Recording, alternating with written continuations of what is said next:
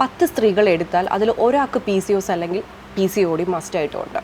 ഇത് ഉണ്ടോ എന്നുള്ളത് നമ്മൾ ആദ്യം കൺഫേം ചെയ്യുകയാണ് നമ്മൾ ഇൻഫെർട്ടിലിറ്റിക്ക് നമ്മൾ ചെയ്യേണ്ട ആദ്യത്തെ ഒരു തിങ് എന്ന് പറയുന്നത്. സോ നമ്മൾ ആദ്യം ഒന്ന് ഒരു ഗൈനക്കോളജിസ്റ്റിനെ കൺസൾട്ട് ചെയ്യുക. മീൻസ് അതിൻ്റെ ഫസ്റ്റ് സൈൻ എന്ന് പറയുന്നത് നമ്മുടെ പീരീഡ്സിൻ്റെ ഇറഗുലാരിറ്റി ആയിരിക്കും.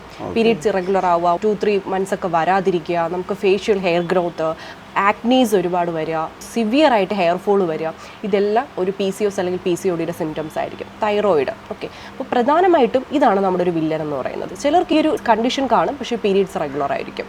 അപ്പോൾ അത് നമ്മളെ ശല്യം ചെയ്യില്ല, വളരെ മൈന്യൂട്ടായിട്ട് അവിടെ ഇരിക്കും. സോ അങ്ങനെയുള്ളവർക്ക് കൺസീവ് ആവാൻ ഇഷ്യൂ ഉണ്ടാവില്ല. PCOS അല്ലെങ്കിൽ PCODക്ക് ഒരു ഫിക്സ്ഡ് ആയിട്ടൊരു മെഡിക്കേഷൻ ഇല്ല. എടുക്കാൻ പറ്റും, നമുക്ക് ഹോർമോൺ ടാബ്ലറ്റ് എടുത്തിട്ട് ഇതിനൊന്ന് കൺട്രോൾ ചെയ്ത് വെക്കാൻ പറ്റും. സോ ഇതിൻ്റെ പെർമനൻറ്റ് സൊല്യൂഷൻ എന്ന് പറയുന്നത് lifestyle modification, workout plus diet. നമുക്ക് കൺസീവ് ചെയ്യാൻ താല്പര്യം ഉണ്ടെങ്കിൽ ഒരു 3 months മുന്നേ നമ്മൾ ബോഡിയെ പ്രിപ്പറേഷൻ ചെയ്യാം. വുമണിന് അത് വെരി ഇമ്പോർട്ടൻ്റ് ആണ്.